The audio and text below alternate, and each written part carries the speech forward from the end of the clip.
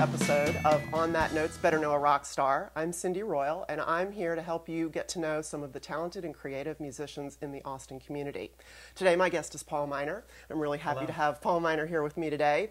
Paul's been a performing musician in Austin for more than 2 decades. For years, he booked the popular Sunday night gig at the Hole in the Wall, the Free for All, the site of many memorable performances. He's been the leader of the band Super Ego.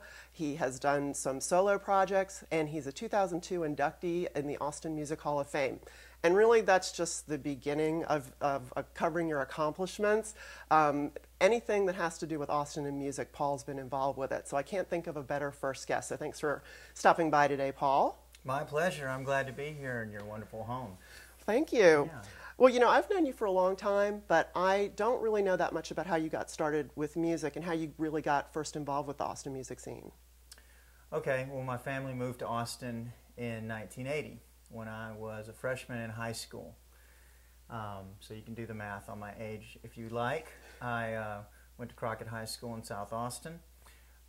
We had lived in Houston and in Louisiana before that, but we settled in Austin.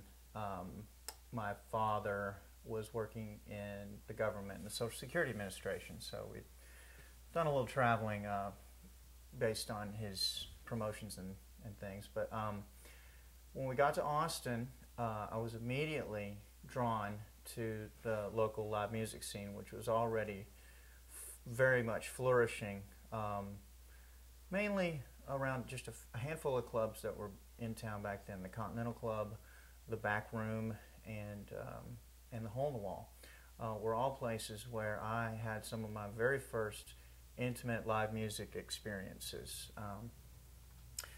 And I saw, back then I saw people like Stephen Doster and Joe Ely and Charlie Sexton, and I was a big fan of Joaquin Carrasco, and me and my buddies used to go to every one of his concerts, and the Fabulous Thunderbirds. Stevie Ray Vaughan was coming onto the scene. So it was an exciting time in Austin music's history, and I just happened to be at that really sort of crucial point in my development as a young, impressionable teenager. And I had just picked up the guitar, and I had just started my first band, and I actually played at Steamboat on 6th Street when I was 16 years old. And I played underage in the bars in Austin for, until the drinking age changed. So I was...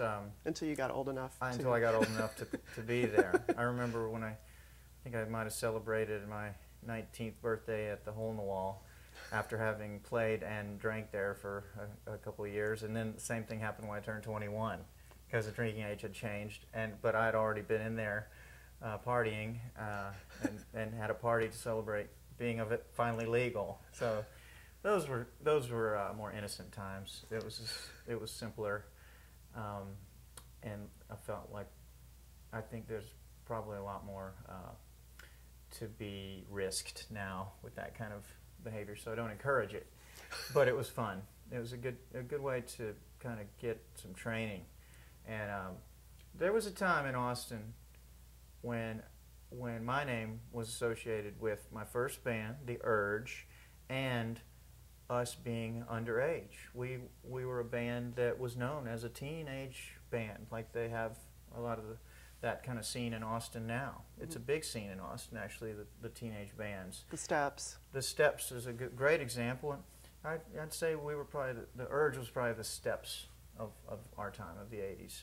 Then, I kind of grew out of that, and by the time I was playing in my second band, I was, it was not really as much of a novelty how young we were, but I was like a 6-7 year veteran of the scene by the time I graduated from college.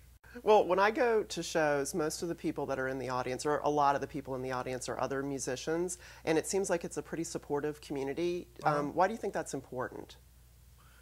I think that musicians appreciate other musicians for a number of reasons, and there's a certain kind of family feeling, for one thing. That support is something that you need to encourage you to keep doing it and to feel validated and to feel like it's worth it. Because if you don't have your peers giving you some